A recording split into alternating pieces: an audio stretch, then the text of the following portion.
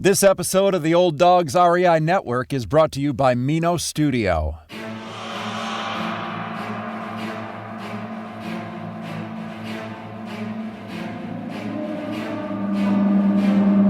In a world where jobs are how most people make money, one man, one desire, one challenge dares to break the mold. Welcome to the Old Dogs REI Network, where we don't work for money. Money works for us. Coming soon. Viewer discretion advised.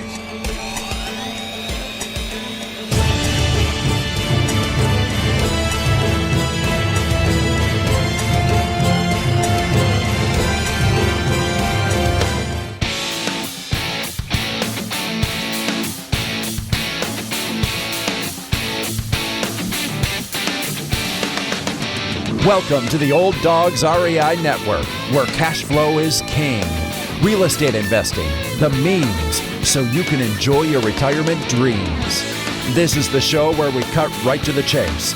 No sales pitch, no long monologues, just simple how-to real estate investing advice, so you can earn the passive income you need to enjoy your retirement today.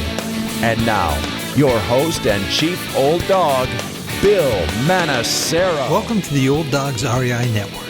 I'm your host, Bill Manacero, and this is a show where 50-plussers and anyone else who wants to join us get solid, no sales pitch real estate investing advice to help generate real cash flow.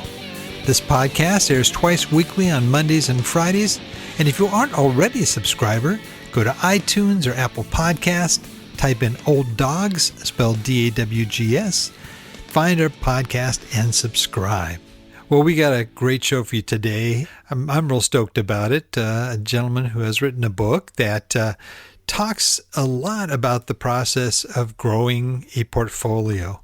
And I'm talking about Michael Zuber. And his book is called One Rental at a Time. Michael worked in the Silicon Valley since graduating from Santa Clara University over 20 years ago. After wasting time and money in his 20s, he found real estate investing and more specifically, buy and hold rental properties, which we talk a lot about here in the Old Dogs Network, and has never looked back since.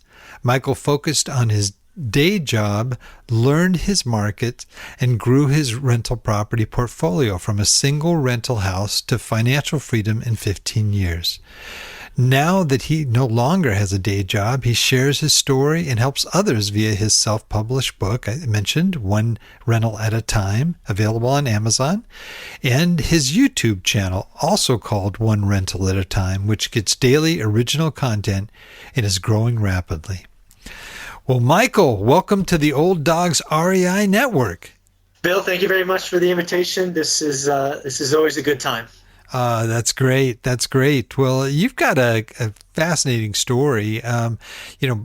Before we kind of dig into the book and some of the specific real estate stuff, we'd like to find out about you. Where you came from, where you were born, and just kind of give us your background. Thanks. I'm a Silicon Valley kid. I've been here nearly 5 decades. I remember. So I grew up in a city called Sunnyvale, California. I remember when there were cherry orchards literally right behind my community where I grew up. We'd go there and we'd pick cherries and have little cherry wars. We'd throw them at each other like boys do, and just have fun. So I remember when Silicon Valley wasn't the Silicon Valley, and a family of 4 could afford a reasonably priced home for 25 or 30 grand. It's nothing like that now. I was married at a very young age. I was married at 19. That was far too early, right? If you had to do it again, but that really sort of set me on my path. I wanted to support my family, so I went and got a college education. I had to pay for it myself, which meant I went to junior college first. And if you know the Bay Area, I went to De Anza College. From there, I went to Santa Clara University, where I got my undergrad in economics and ultimately got my master's degree in business. And worked in the Silicon Valley my whole life. I was an accountant, interestingly enough, for a very brief time, then made it into the sales arena and was an individual contributor, first line, second line leader in this software sales space for the last 20 plus years.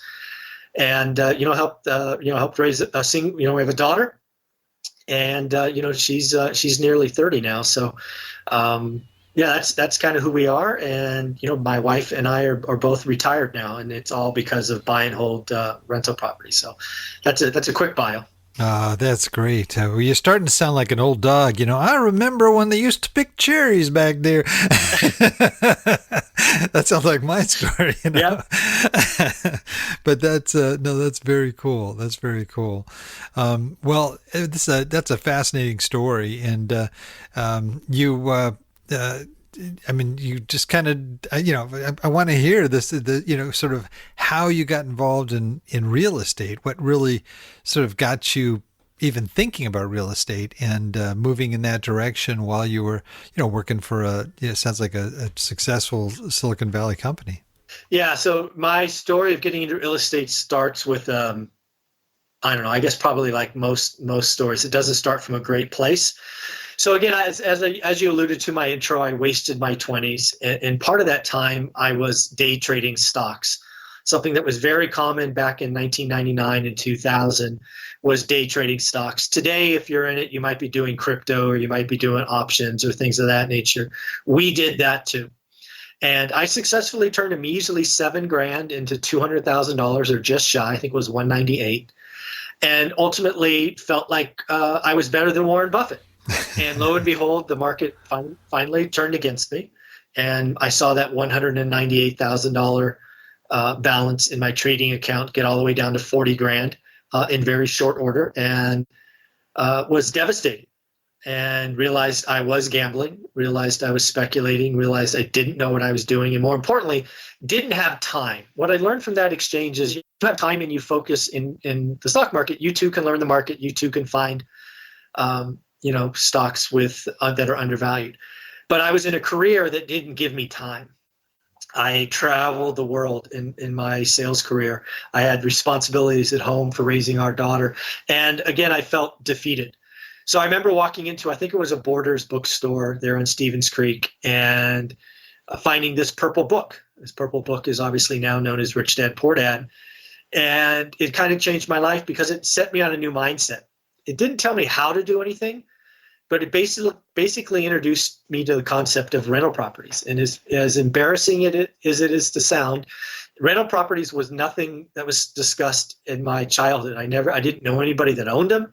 My parents were high school graduates and worked very hard and were fine, but they didn't have anything left over. So there was no talk of rental properties, investments, and things of that nature. So the simple concept of buying a condo in Honolulu by Robert and I think another condo by Kim in Portland or wherever it was eye-opening to me. And I'm like, you know what? I can do that. I can learn a market. I can figure out what value is. I have an accounting degree, and I, at that point, have a master's degree, so I'm comfortable with numbers. So I spent a year looking in the Silicon Valley, which was a mistake. I wasted literally 52 weekends looking for properties because all the books after Rich Dad, Poor Dad said, invest 30 minutes from home. And if you live in the Silicon Valley, that's a joke because nothing has made financial sense here probably for 30 or 40 years, but I didn't know that. So I wasted a year, ultimately getting to a point where we pulled out a California map on the table with the wife and I and said, okay, nothing works here. Where can we go? And, long story short, we found Fresno, California, or Central Valley. It's about 2.5 hours one way from our home. And we found our first house on Norris Drive for $107,000 that rented for $1,100. And that started our journey way back in 2002. Wow, that's amazing. and did you see the drive? What would be the drive? About a 2-hour drive, 3-hour drive? 2.5 hours. 2.5 hours. 99, 101, 152, 99. It's a relatively easy drive, but yeah, 2.5. Right. Was this a single family home? It was, yeah. Yeah. And so you bought it. Did you have to do anything to it, rehab it or anything, or was it ready to go? In hindsight, it was probably ready to go, but we were like a lot of new investors. We insisted on painting it when we didn't need to. We probably replaced carpets when we didn't need to. I think we spent like $4 or $5 grand, making it quote unquote rent ready, not knowing what we'd gotten into. And again, we didn't know. I mean, we put 20% down just because that's what you did back then. And, we had a property manager, so we've never self-managed, right? 2.5 hours is a long way away. So we just, we jumped in with both feet. And it's okay. So you bought it the traditional way with the 20% down. And then you all of a sudden you're landlord, right? Yep. Was it? I mean, were you in a good area of Fresno? Was it a? It was a B. Okay. It was a good working class neighborhood. Yeah, Fresno. They're back then. This is again 2002. Yeah, Fresno is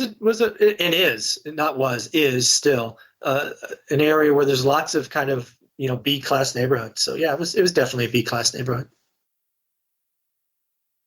So you started in 2002. So this was way prior to the recession, right? So did you have a plan in mind? Like, well, we're going to buy a house a year. You're going to build up enough equity until you can get another. I mean, what was sort of your strategy at that point? Yeah, I wish I could tell you I had a big plan. My whole plan was, if I could get to 4, I believe that in 50 years we would be better off financially, right? All I was thinking about, because again, I just suffered a $150,000 loss in the stock market. All I saw my parents do was work their tail off, their whole lives. So I just wanted to have a better retirement. That was really my goal. And my goal was if I could get to 4, we could be better off. It obviously grew a lot from there, but that was it. That was the goal. And were you and your wife both working full time?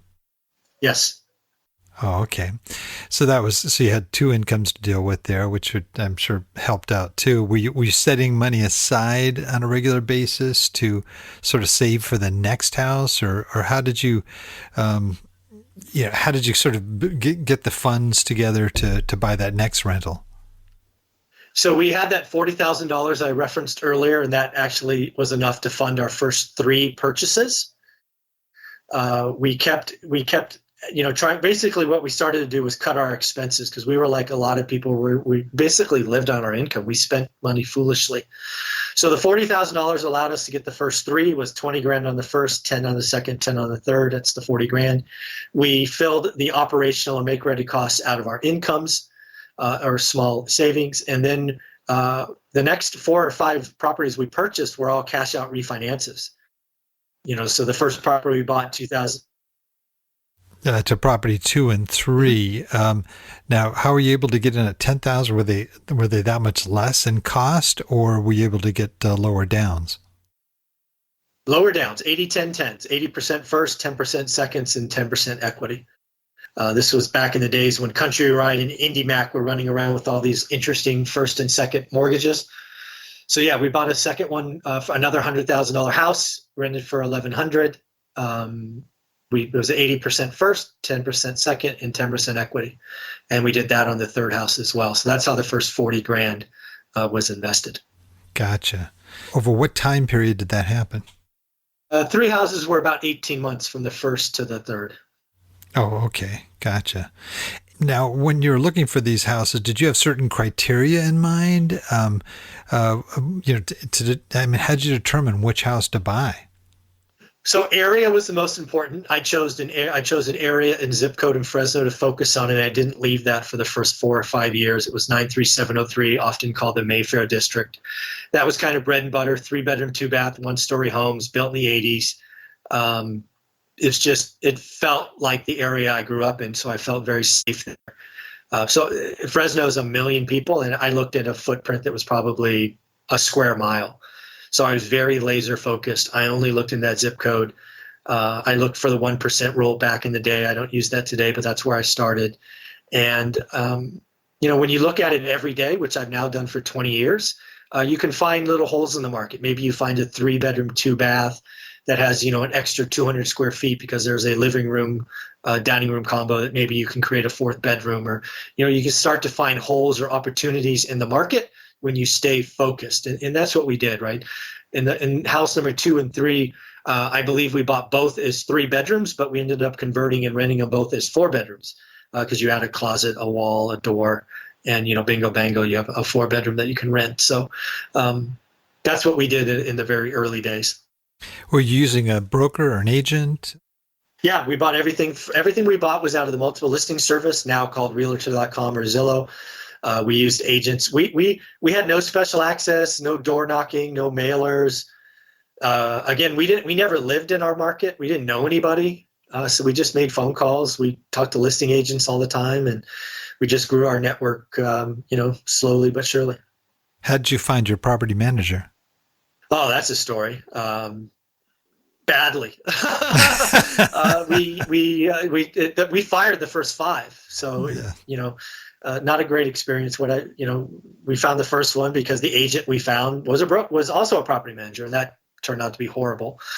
And then we found a bigger one that didn't grow with us, and another one that retired. And it's hard finding a property manager in a city you don't know is tough.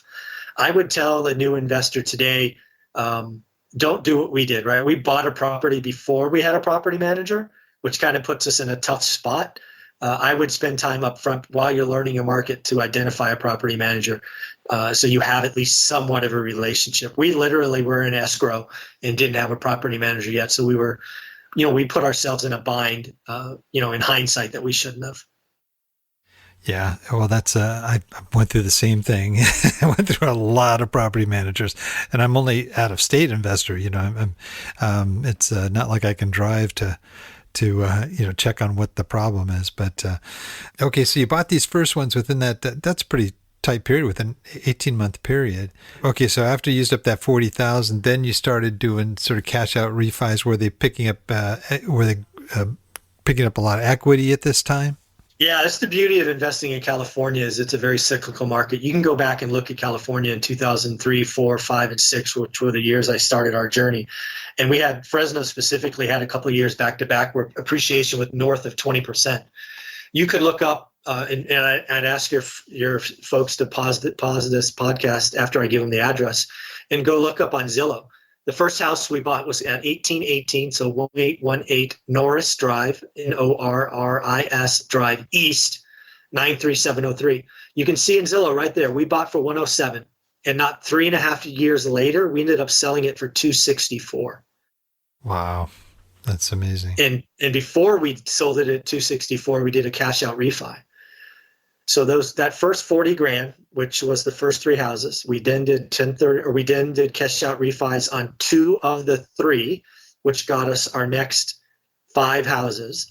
Mm-hmm. So we're now at 8. We're at 6 houses in a duplex, so 8 doors. I want to be as accurate as possible. So 6 houses in a duplex, 8 doors.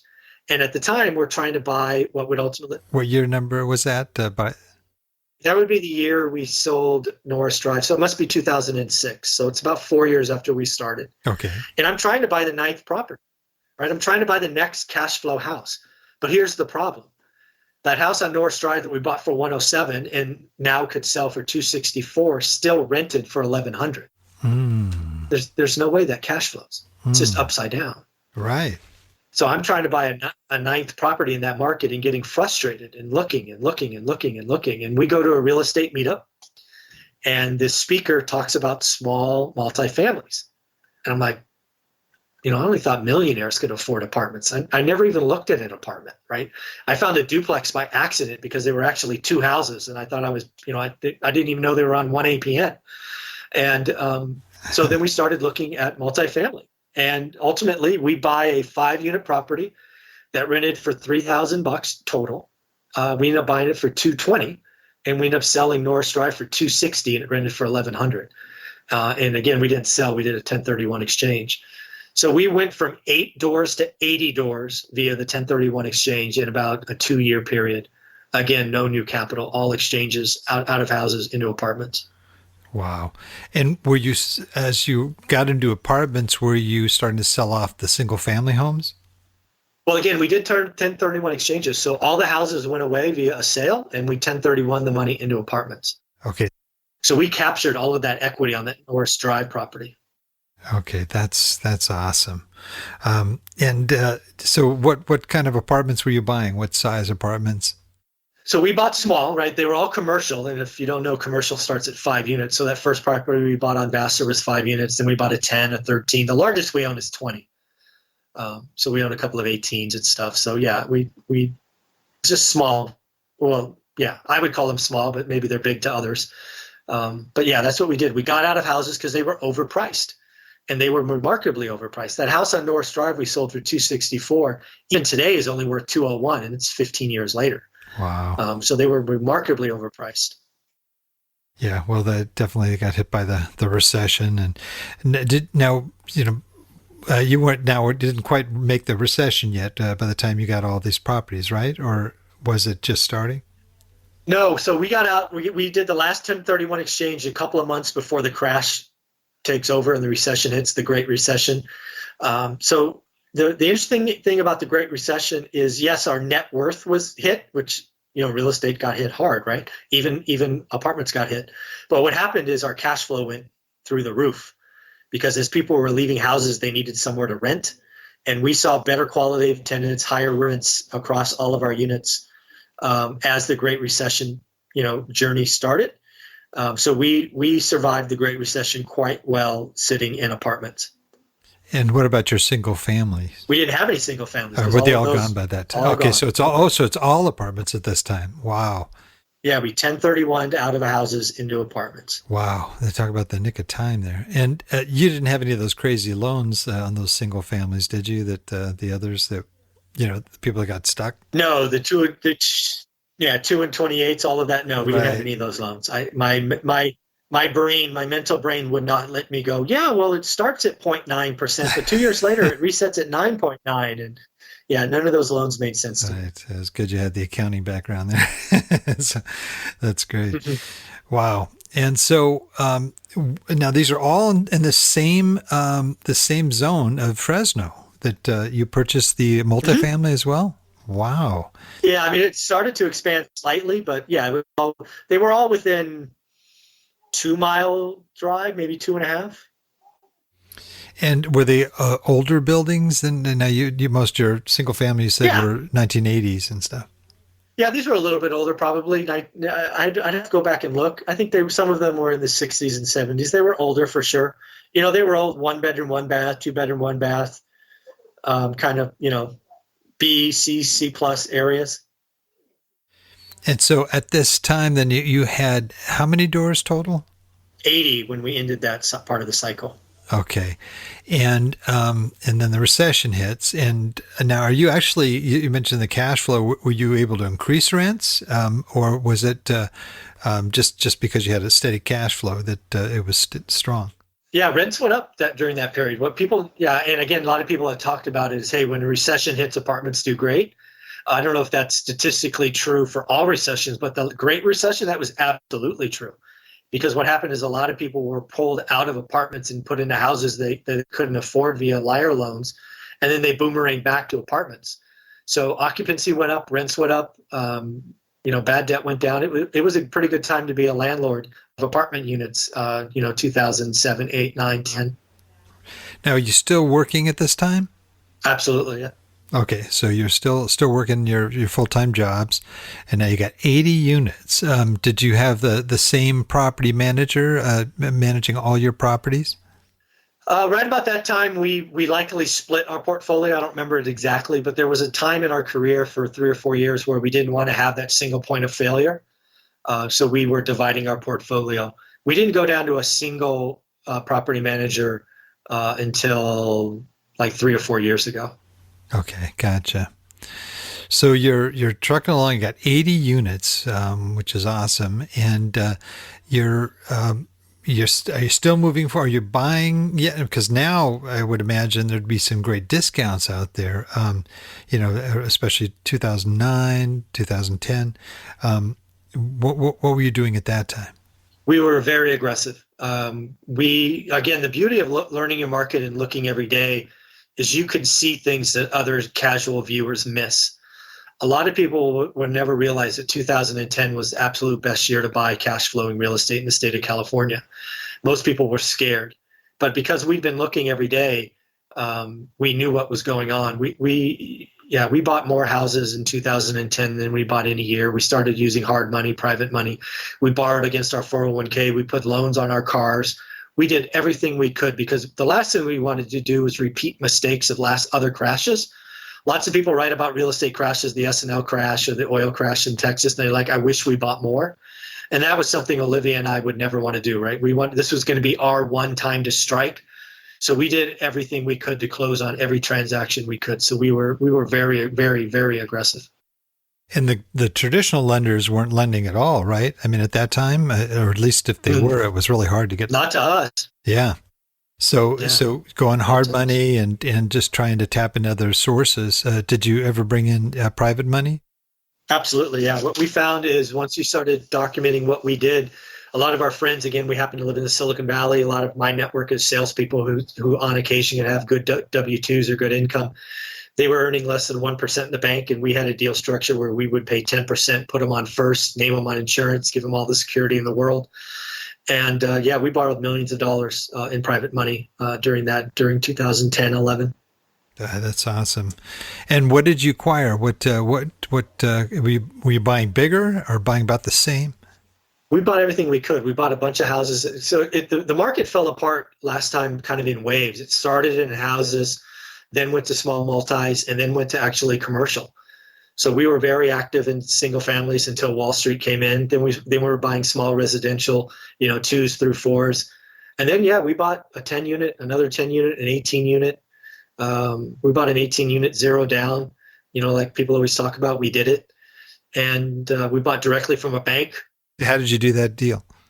So an owner of the 18 unit building sold it in 2006 at the peak for $1.4 million, carried the note. That person, the borrower, had a tough time keeping up with the mortgages, ultimately had to be foreclosed. The owner of the building was very old at this point and said he wanted out. We walked the building together at the time, and it was destroyed. And I told him, there's $100,000 in work required. He agreed, and we agreed on a price. And I said, well, you know what? I'll put $100,000 in escrow for the repairs, but I can't give you anything down. And he said, okay. And we just did the deal. Did he continue to carry the paper or no? Yep, with me. Yeah, with us. Yep. Oh, it did. That's great. Wow. So you started to get pretty savvy, it sounds like. I mean, from the early beginnings. That's awesome. So you're growing at what I don't know what point you would kind of slow down. I mean, there was a certain point where you quit your work, right? And when did that happen? So my wife quit in 2014, I believe, and I quit in 2018. Got it. And so at that point, you were generating enough in cash flow to retire. I mean, right? Is basically it. Mm-hmm. Oh, for sure. Oh, that's awesome. Are you still actively pursuing properties, or sort of where are you at in that regard? Yeah, the beauty about being a real estate investor is the skills you have. The market changes all the time. I'm always active. I think we added 3 or 4 units last year, and last year was a slow year. 2020 was rough. Just no inventory, no deals. But yeah, we're always growing. We're still growing. We're still having a good time. We still do owner finance deals where they make sense. We still make offers on the MLS, but we're picky, as you might imagine. But yeah, we know a market. We still think being a landlord is a good thing, even though, California is not landlord friendly. But I think if we do good tenant selection, we treat them right, that, more often than not, good karma wins. So yeah, we're still growing. Wow. Well, that's a fascinating story. Kind of looking back from the beginning, obviously there had to be some mistakes that you learn from, right? It's not a bad thing. Mistakes are actually good because they help us to become better. But what would you say your biggest mistake was, in this process? Well, I guess one of the stories people like to hear about it, and it is in the book, is our first tenant, right? Remember that first house we bought? It doesn't end well. And there's kind of a lesson in there. So we do everything right: credit check, reference check, criminal records, first and deposit, all of that. But what didn't happen is we didn't realize that the family that moved in was about to be divorced or separated or whatever the right word is. And they moved in, and within 2 weeks, the wife was gone. She moved to New Mexico or someplace. We never hear from her again. And the husband, who's now in our brand new rental that we're so excited to have, decides to quit working, quit paying his rent, and become a professional alcoholic. And of course, we're in the lovely state of California, which means that he got to live in our place for about 75 days, paying no rent, and and destroyed our house to the tune of almost 15 grand in repairs. Oh, gee. So that was a painful experience. The good news is, after 20 years and thousands of tenants, I have 2 of those stories. It's a shame that it happened in our first one, but I remember going in that property and nearly breaking down, and getting back in the car, because again, remember, 2.5 hours away, so we have to drive 2.5 hours, not knowing what we're going to get into. Get out of the car, look, just upset, and Olivia looks at me and goes, "Did we do anything wrong?" And we're like, "No, we did this, we did that, we did this. They got divorced, and he's not happy about it." And I go, "Well, what do you want to do?" I fully expected her to say, "Sell it." Because again, remember, we don't know Fresno. It's a first experience. It's a horrible experience. Right. And she goes, "Okay, let's do the next one." I'm like, "Oh my God, are you serious?" I'm like, "I'm shocked. Thank you so much." But, obviously that house goes on to be a huge success for us. The next tenant moves in, never misses rent. It appreciates 150 grand in the span of 3 years, and has produced, a building that we still own today. And, it has a great story. So the first thing is, bad stuff happens in real estate. Real estate's a people business. I thought it was an Excel spreadsheet business. It's absolutely not. It's a people business. So realize that. So bad things happen. And the other story I have for you is about year 9 or 10. We have 80, maybe even 100 units at this point. And we just left a housewarming party for one of my employees. So somebody reported to me, just got a big old house in the Bay Area. And again, we're living in a condo that we bought decades ago. And I remember pulling over just crying, distressed. I'm like, "Honey, why don't we have that?" Not knowing that, they signed up for a huge mortgage payment, and their life's creep, and he's going to have to work forever.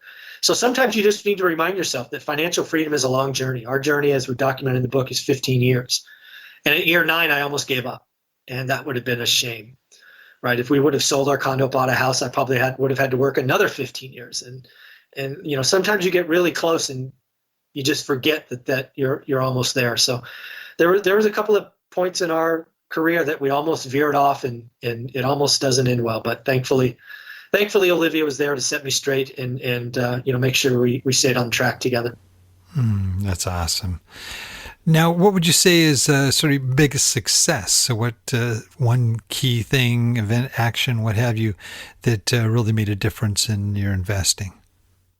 The biggest thing I've come to appreciate after coaching and helping people all this time is once I get focused on something, I do the work. And I can proudly say, after 20 years, I still look at my market every day.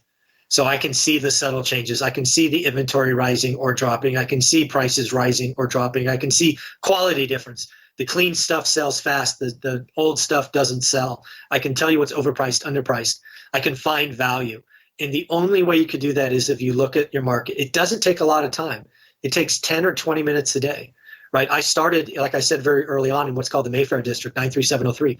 If you look at that market every day for 3-bedroom, 4-bedroom houses, it doesn't take that long. You can't learn Fresno, which is 1 million people, but you can learn a subsegment of one part of Fresno. So that's what you have to do. I've looked at my market, and the market certainly for me has grown over time, but that's because I've gotten it. But yeah, in hindsight, that's my superpower, is I was very focused. I didn't get distracted. If I was focused on the Mayfair, I didn't look at other parts of Fresno. I did not look at other parts of California. I did not look out of state. I did not look at multifamily until the time was right. I looked at 3-bedroom and 4-bedroom houses in the Mayfair District for years before I looked at anything else. And do you recall how you initially discovered the Mayfair section of town? I asked 3 or 4 people in the area what was middle class, and they all said the Mayfair. So that's where I started. Awesome. Wow. That's amazing. Well, we have, folks, our show is called the Old Dogs REI Network. And, we really target that group that is like 50 years of age and older. Some are approaching retirement and they're, trying to figure out if they have what they want to have for the retirement that they have dreamt of. And then there's those that are already retired that, maybe they're just, either they need additional cash flow, maybe they got a nest egg and they want to try to get good returns on it. What kind of advice would you have for that audience and those folks regarding real estate investing and how you might advise them to get involved? Yeah, so I would tell you, assuming your time horizon is, longer than 5 years, so you don't have a terminal illness or, something that, where you only think you have 5 years left. If that's all you think you have left, go enjoy life. Don't bother with rental properties. But assuming, my hope is most of you believe you're going to live longer than 5 years. I believe being a buy and hold landlord today is a great idea. You learn your market, you can get remarkably cheap interest rates. If you're in your 50s or greater, you're going to get interest rates that you used to get in your savings account on 30-year debt. And maybe for you, maybe you want 15-year debt. There's nothing wrong with that, right? If you're in your 50s and you see yourself working for another decade, you know what? What's wrong with getting 4 properties, putting 30 or 35% down and getting a 15-year loan, right? That way, when you get to year 10, most of it's paid off. Maybe you sell one and pay off the others, just so you have more financial freedom and flexibility when you are done in your 60s. I think rental properties are great because the debt is cheap, it's tax advantage, it appreciates both in value and in rent. It's an inflation hedge, it's a dollar hedge. If I was in my 50s making 6 figures a year and my kids were already out of the house, I would strongly recommend getting a B plus area, getting a 15-year loan, putting a little down so it still cash flows at least a little. And just know you have, another forced savings account that, oh, by the way, given the fact that we're printing 12% of GDP in 2020 and likely going to do it in 2021, you know what? Having stuff that's protected from inflation is probably not a bad idea. Yeah, that's great. Great advice. Do you have a certain target per door that you seek for all of your properties? I did in the beginning. I think it's very risky now, and it takes you to worse areas of town. Now what I do is I tell people to figure out what the average return is in your market. I call it yield. So for example, in Fresno today, the average yield is 6%, which means if I'm looking for a cash flow deal, out of pocket, closing costs, make ready, and then expected yearly cash flow, it's 6%. So what I do is I look for deals that are higher than that. I only want to do deals that are 7 and 8%. I believe every market in the country has an average. Some of them are higher. Maybe Ohio's 10%, maybe Michigan's 11. I don't know. But the idea is, I think if you go spend the time learning your market, what I call doing the work, you figure out what average is first for your market. And then what you do is you only do deals that are better than average. You don't have to say yes to everything. Like Warren Buffett says, treat it like a punch card. Your punch card has 4 spots on it or 10 spots on it. You don't have to say yes to the first 4 or the first 10. Do the work, do your homework, learn your market, and then do good or great deals. How are you finding out what the local return is for your market? I do the math, frankly. I've been doing it for years. So purchase price, down payment, closing costs, make ready. That's the denominator, right? That's cash out of pocket. Then it's monthly rent minus all the expenses, mortgage payment, tax, insurance, property manager, reserves, so on and so forth. That produces a monthly cash flow times 12. That's your yearly cash flow. You take the yearly cash flow divided by the denominator of out-of-pocket cash, and that's a percentage. So if you do that, across dozens, if not hundreds of properties, you'll figure out what average is. And then your deal is to only do deals better than average. So it does take work. It takes you 60 or 90 days to figure out what average is, but it's well worth the effort. I don't suggest walking into a casino and saying, hey, I'm going to pick 12 or 17 on the roulette wheel. I think you should do your work. I think you should be prepared. I really do think you need to learn your market, and it's 10 to 20 minutes a day, but it's every day. I don't think you do it 4 hours on Saturday. I think you do it to 10 to 20 minutes a day. You see what comes on, you see what comes off, you see what sells, what has the price drop, and you just start to figure it out. Great stuff. Great stuff. Wow. Well, it seemed like you're not slowing down here at all. And so what's your long-term play, and what kind of excites you about the future? The exciting thing right now as we sit here in early 2021 is I think I'm going to repeat the cycle that was in my book that we talked about earlier, where we went from 8 to 80. I think we're at a unique time where multifamily is actually in trouble. I think, and again, we own some of these, so I can say that with certainty. Vacancies are up, rent collections are rougher, rents are going down in multifamily. But given the debt structure, a lot of that pain won't show up for years. Then you flip the coin over to single family homes, and there's a lot of pluses going on. You've got urban flight, you've got millennials becoming buyers, you have new development increasing, which will pull up existing home sales. You still can get interest rates in the twos, certainly in the threes for 30-year fixed rate money. So what I'm doing today is I'm going to buy as many single family homes as I can in the next 12 to 36 months. And then I will do what we did in the book. I will 1031 exchange out of overpriced houses into multifamily that is now suffering. So I'm going to repeat phase one of our book for the next 2 to 3 years. Interesting. Really interesting. Do you see prices taking a dip yet? I mean, though, are you going to buy at current prices, or are you waiting for the decline there? You got to be, I don't think there is a decline coming, at least not in the near future. Now, that's not for every market. Like San Francisco, big trouble. New York, big trouble. But again, I think the tertiary markets, the non-urban cores, are going to do well. I think the millennial buyers are real. I think owner occupants are real. I think Class A renters don't want to live in Class A apartments anymore. I think we've seen a fundamental shift in work from home. So I think space is good, and single family homes equals space and options and work from home, and teach your kids in home, and your gym is now your home, and your movie theater is now your home, and nobody wants to live in an apartment if you can avoid it. So I want to go where the action is, and I think that's single family homes, non-urban core. That's fascinating. It's like one of the first people I've heard say that. That's really insightful. Of course, California is a bit of an anomaly too. I don't know that you're going to see the same kind of equity play that in Ohio or some of the Midwest or southern states. Yeah, I don't know. I can only profess to know the market that I know. I would tell you that my guess. I was asked one time on a national show what I thought appreciation would be for 2021. And again, that's a national number, so it takes the ups and the downs. And I said over 8%. Wow. That's a huge jump, actually. Yeah, and it was 14% in 2020. So some people will go, "Oh my God, it's a slowdown." Well, yeah, it's a slowdown from 14, but it's there's some people talking about a 30% price decline, and I just don't see how that mathematically happens. It just won't happen, at least not in 2021. Right.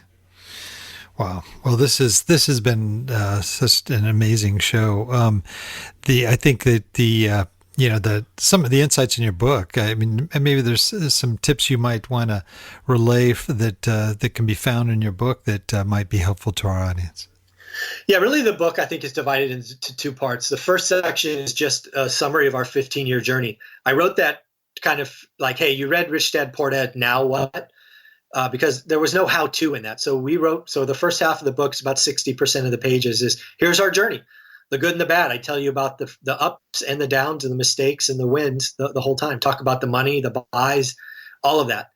And then the other 40% are just our lessons learned, things we recommend, things that, if we had to do over, we would. It's just an honest reflection. It's just a self-published guy. I just put it up on Amazon. So I am pleased that there's 406 5-star reviews. I'm really proud of that. And it's quite an honor to have written that book and see how it's helped people. That's great. Do you have, templates or things like that in there, the guides for, new investors? No, it's not a how-to book. Okay. No, it's not. It's just a story of. It's meant to create belief and confidence. It's not a how-to book. Gotcha. It's good to know. Well, we have to our segment called Wrap It Up, which is basically an opportunity for you to share resources that have been of value to you with our listening audience, and they can pick up some maybe good ideas, good resources out there that might help them in their real estate efforts. So if you're ready, we can wrap it up. All right, first question: favorite real estate book? The Real Estate Millionaire by Gary Keller. It's a blue and white book. I love that book for what it was, but the most valuable part for me there is the last 30 or 40 pages were case studies of real estate millionaires. Because what I found most difficult in my journey was finding other investors that had full-time jobs. Because that's who I was. I was a full-time employee, and that was where my income come to buy and repair my stuff. So that book really was important to me. That's great. Great recommendation. How about just a favorite general business book? Perhaps the most favorite book I've read is one that's 20 years old or so called The American Capitalist. It was one of the first unauthorized biographies of Warren Buffett. Oh, wow. Awesome. Great. How about the most valuable website for success? Well, so in the beginning, it would have to have been Bigger Pockets. I think it's now become a very marketing kind of engine. I don't go there all that much. Today, it's probably YouTube, probably. Yeah, YouTube's amazing. You can find anything you need to do. You want to do a home repair or whatever it is.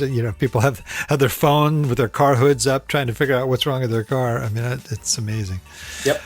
How about favorite app on your phone? So I built all my searches and queries in realtor.com. Okay. And take your phone with you when you're Yep. shopping around? That's awesome.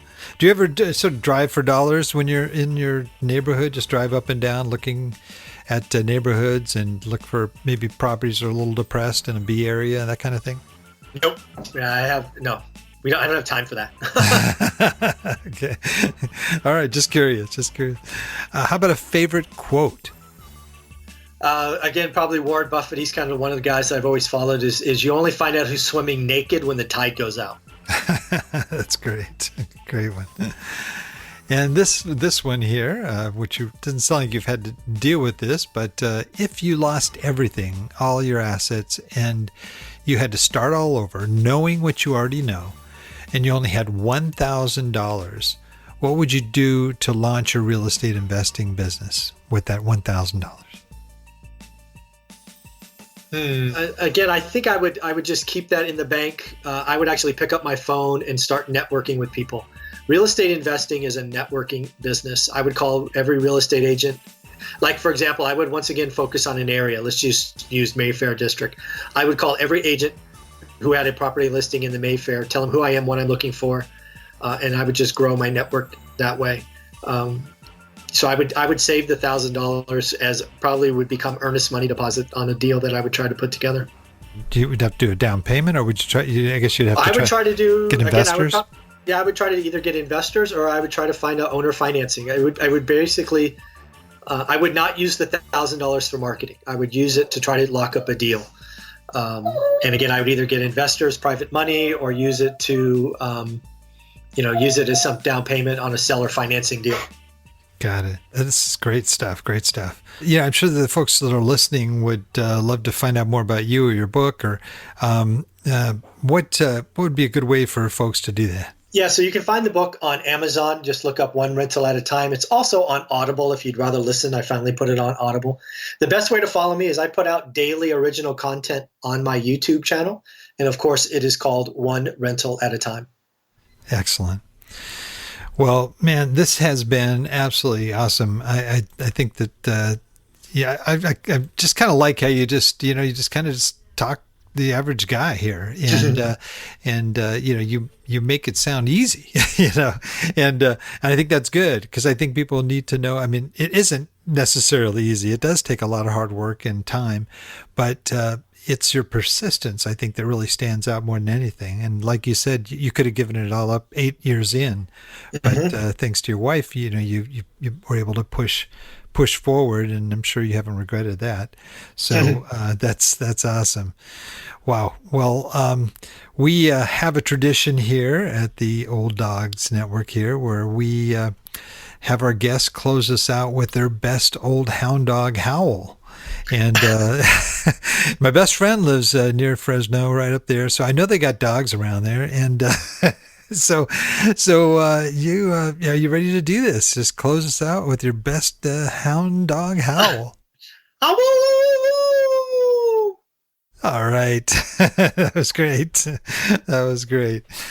Wow. Well, I can't thank you enough for being on. This is a great material, great information, and sound like a great guy.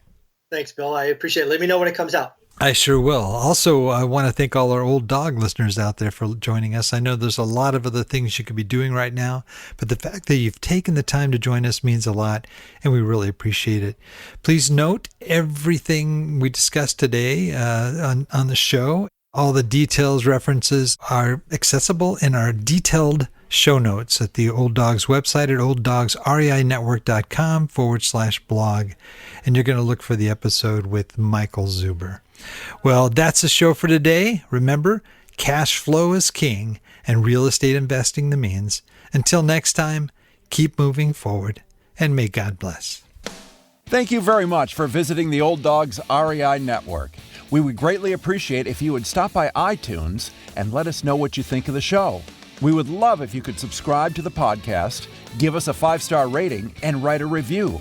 The more ratings and reviews we receive, the more visible the podcast will be to others. Thank you.